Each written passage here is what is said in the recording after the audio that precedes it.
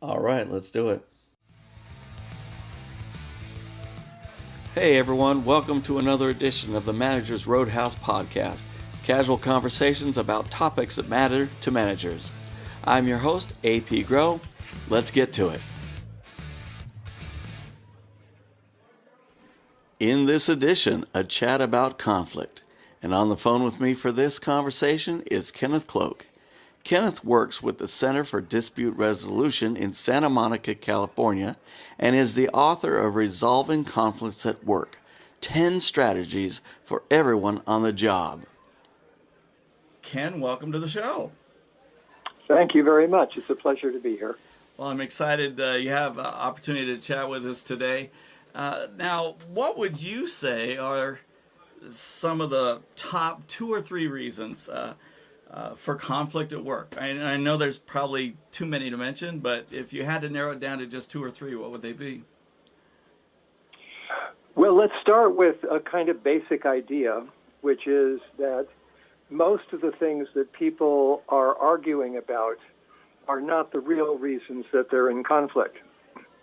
Fair enough. So you may get into an argument with your spouse or significant other over what kind of food you're going to have for dinner, or what movie you're going to watch, or any number of different issues. There can be tens of thousands of them. But beneath the surface of those disputes are a series of other concerns, what we call interests in conflict resolution. So the principal reasons why people get into conflict with each other have to do also with another idea that I'd like to introduce. The question is, where are these conflicts located? Where do they take place? And the answer really is, number one, inside of each of us. That is, that for every conflict that we have with someone else, there is some place inside of us that is experiencing that conflict, and where it can be talked about and looked at and worked with. Secondly, it exists interpersonally between people.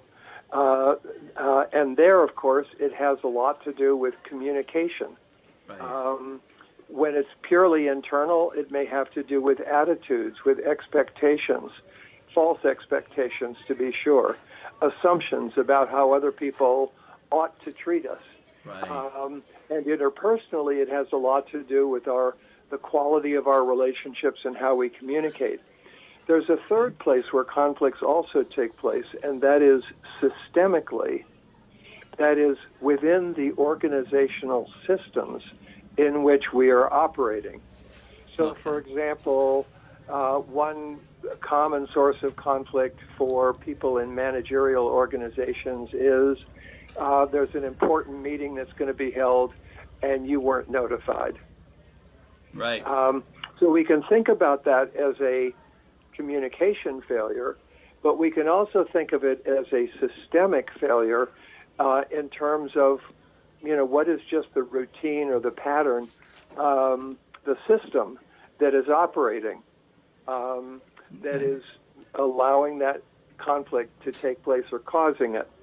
So perhaps one of the first steps to helping managers out at work might be recognizing perhaps which one of these 3 might be at play. Yeah. And exactly.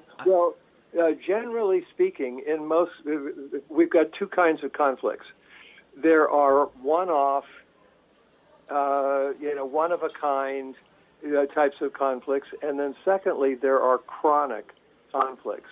Right. And every chronic conflict, one that is repeated over and over again, is one that has a systemic dimension to it.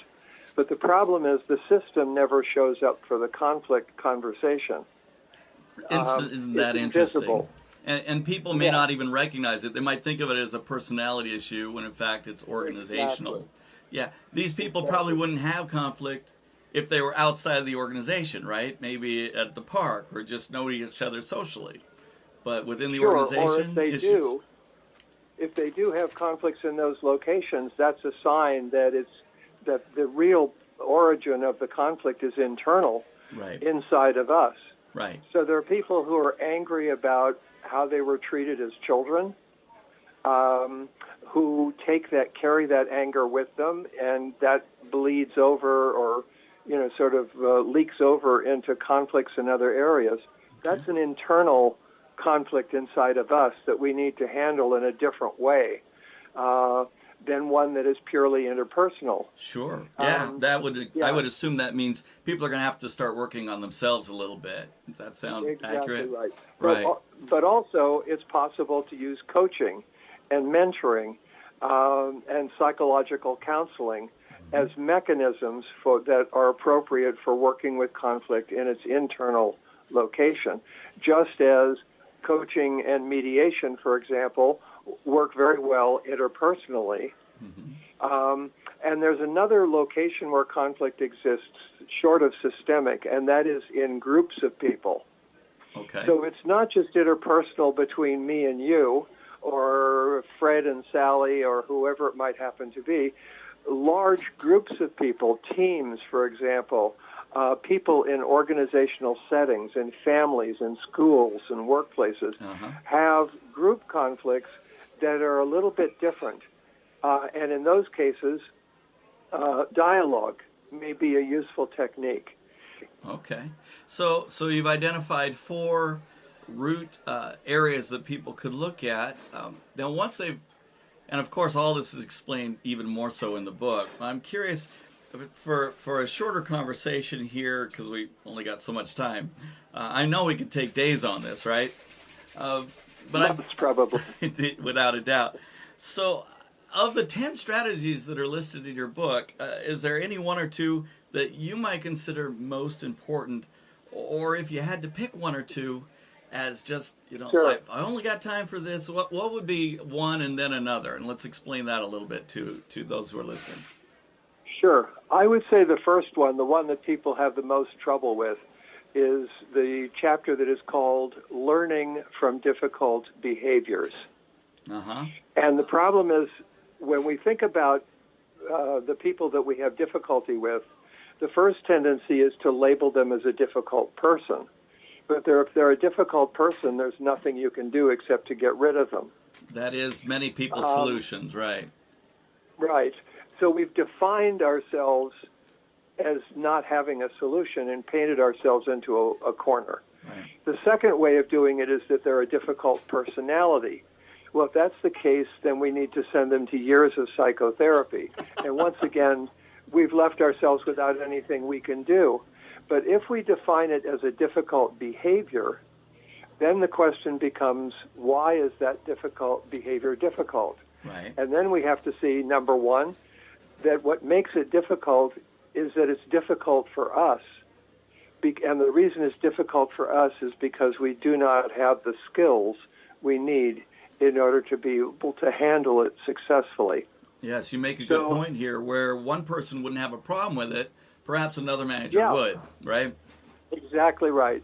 So what every conflict therefore represents is an opportunity to develop the skills that you need in order to be able to handle some behavior that is difficult for you. Right, right. And the usual reason why it's difficult is because it tracks right back to our families of origin and to the issues that we did not resolve when we were, kids or even grown-ups with our families. Right. Or just never developed because, we were in a family where there was a lot of yelling, so we never really, we figured out how to handle that, but then we become used to yelling. Right. Or we never handled it, and therefore we don't know how to deal with it. Yeah. We're too sensitive to it. Yeah, and whatever it might happen to be. That's where I found a lot of people, where managers have struggles, is they are defaulting back to what they saw earlier in their life.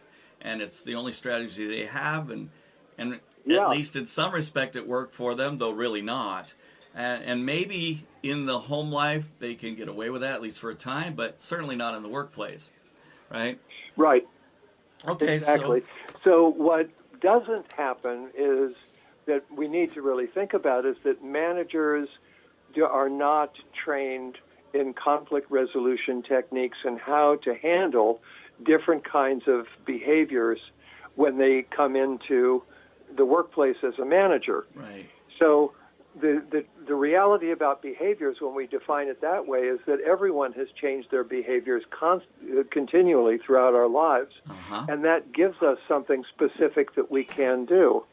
And managers do have some tools for dealing with this. Sure. Setting goals, doing performance evaluations, things of that sort are typical managerial tools. Yes. But the problem is that they're not really designed from a conflict resolution point of view. Right. So what that means is that the method that you use can also be creating chronic conflicts if you haven't really thought about it. Sure, yeah. For example... I'm sorry, go ahead. Well, for example, just ordering people to be nice to each other. Nice idea. Yeah, that would be a typical type of maybe managerial intervention, or separating people who have conflicts. But the reason that that's chosen is because many managers do not have the skills to be able to handle an open, honest, direct, problem-solving conversation about those behaviors. Sure. That will, in fact, not be seen as imposing a solution on people, but helping them come to their own solution. Exactly. And Take away their the own strife. Exactly. Right. Taking away the strife, just almost a classroom technique in an elementary school. Separate the students, and hopefully things get a little quieter in the classroom. Yeah, I get Well, that. the problem is, right, so the problem is if you only separate the students, all that you've done is you've stopped the fighting. Yeah. But paradoxically, what you have to do is to bring those students back together again in a skillful conversation. Sure. Or a conversation that's designed to say, okay, what happened?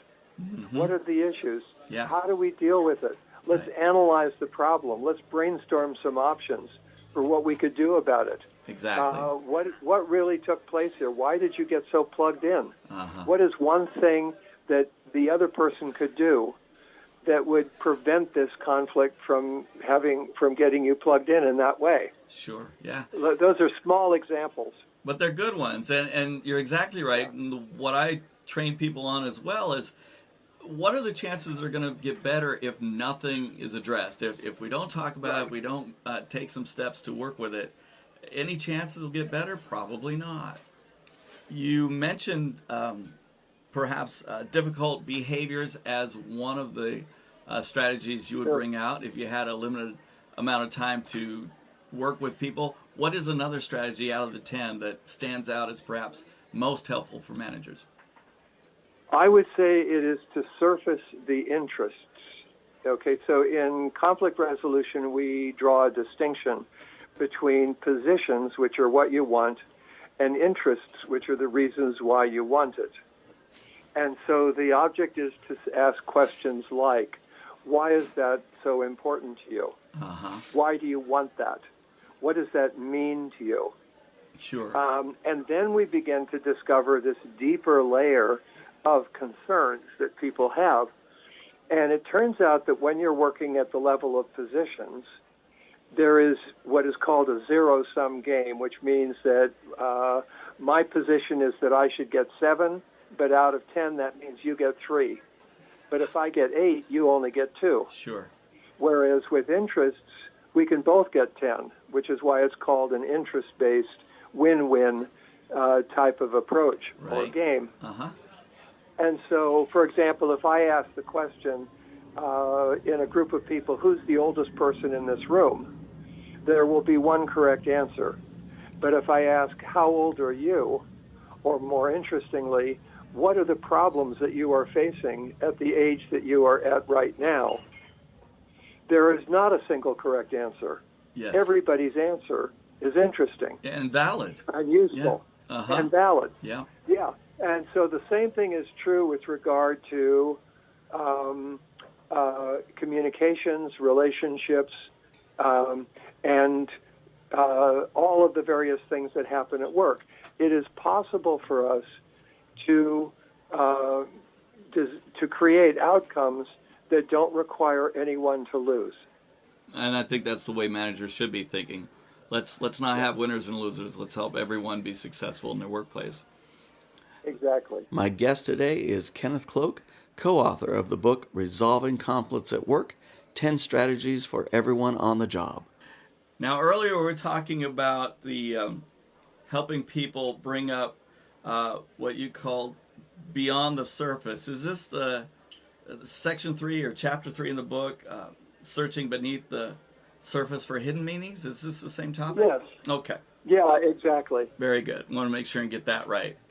And I think it's important that now sometimes there are game players at work, and I know this is true, and I know you know it as well, that some people may not realize that they have some stuff going on below the surface, but then there are others who have hidden agendas. I mean, there's the stated agendas like we all want to succeed, and then there's the hidden agendas like I really want me to succeed more than other people, which can create some conflict, right?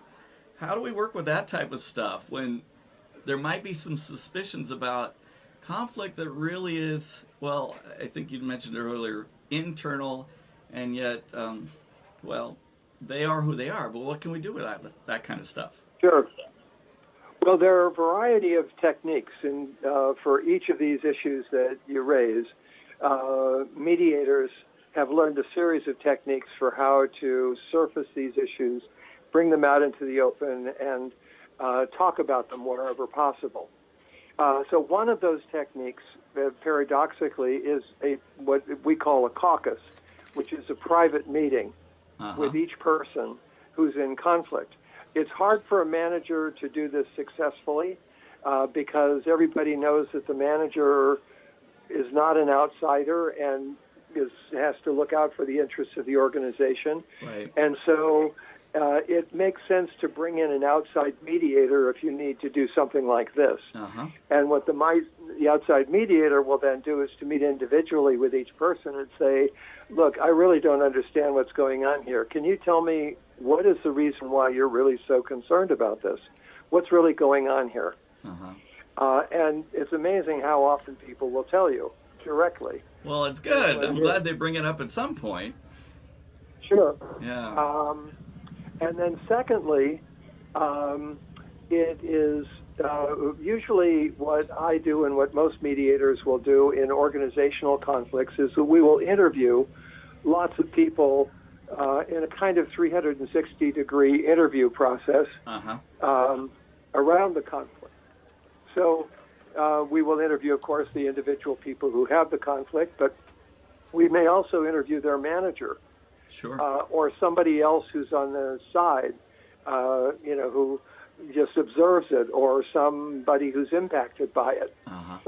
But usually what happens is in the actual conversations that take place between people, the real issue emerges. Sure. So I did a mediation between two guys who were in charge of teams that were putting satellites into orbit, and they couldn't talk to each other.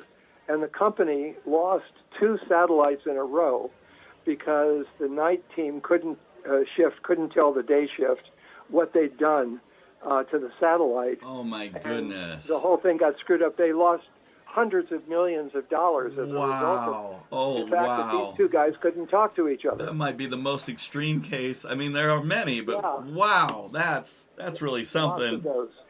Thank you very much. I think that's an important point. I was going to ask, in your experience, at least it's been in mine, sometimes I'll go into a room to discuss this type of thing, and everybody knows the problem. Everybody knows here's the real issue, but they're just not comfortable bringing it out, even if it's an outside individual. And what can a manager's not going to be part of this because, as you said, it really should be a third party. It should be somebody disconnected, but even then, they're still concerned about blowback or some reprisal once the manager does learn what the issue is. How can we work on those types of situations? Well, there's I wrote another book which is called Mediating Dangerously. And it's about the need for mediators, particularly outside mediators who are brought into organizations, to have a willingness to be honest about these issues and raise them, but to do so in a skillful way. So once again, I think it's a matter of skill. What you're afraid is the reason you don't raise it is because you're afraid of what the consequences are going to be. Right. And that fear is logical and right. You correctly perceive that could happen. Now what is needed is to figure out what could I do that could prevent that from happening, while at the same time allowing this conversation to go forward. Right. There's the fear of reprisal. There's the thought that maybe nothing's going to be done about it anyway, so why bother even putting myself in danger? Sure. Exactly right.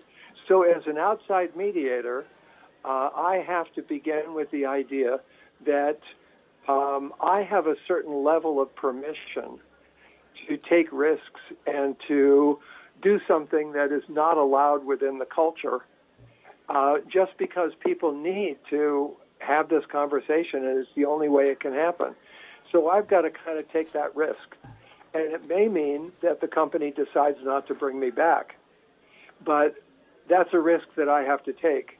And what I have to do is not be foolhardy about it, but to recognize that there's a little piece of danger that is present every time you open a conversation between two people who don't like each other. Good point. Because nobody knows what anybody's going to say or what's going to happen. Exactly. But having done this thousands and thousands of times, I can tell you that transformational outcomes take place that you could also not have imagined beforehand. Right. And I'll go back to the thought, nothing's going to be gained by ignoring it or avoiding it. Right. And there's absolutely zero chance we'll move forward, and only through addressing it do we have any chance of moving forward, right? And that's one of the dangers too. What's that we'll move forward? Yeah, the danger that you'll say nothing and the conflict will continue. Right. And it'll never get better. I mean, ignoring is not a great strategy for pretty much anything, right? It's not going to get better if we ignore it. But it's very common in the workplace. Yes, it is. And it's also common in marriages. Yeah. Where, marriages break up because people don't know how to talk to each other and they're afraid to raise issues with each other. Yeah. It turns out that what you think and don't say is way more powerful than anything that you could say. My guest today is Kenneth Cloke, co-author of the book Resolving Conflicts at Work, 10 Strategies for Everyone on the Job. Having mentioned the book you did write, let's get into what you're working on now. I understand you are writing a book. Please, let's chat about that for a little bit. Well, thank you. This is a little bit of a different book. The title is Politics, Dialogue, and the Evolution of the Democracy. Okay. And it will be out sometime in November or December. And it is the subtitle is How to Discuss Race, Abortion, Immigration, Gun Control, Climate Change, and Same-Sex Marriage. All that is in the title? All that is in the title. Wow. Calling it right out, huh? Yeah, so it's about using mediation and other conflict resolution techniques, specifically dialogue techniques, to work with groups of people who have disagreements over political issues. Thank you. And I can see how that book would be so useful in our time. We have seemingly come to a place where discussing issues where people will have differences of opinion becomes politically or professionally or even personally dangerous. Where in a democracy where open dialogue is supposed to be welcome, we seem to have strayed a bit from that, which is unfortunate, and a book like this seems like it could help us get back on the right track. Very good, very good. Well, that wraps it up for this edition of the Manager's Roadhouse podcast. I want to thank my guest, Kenneth Cloke, for this great conversation. Okay. Perfect. Thank you, Eric.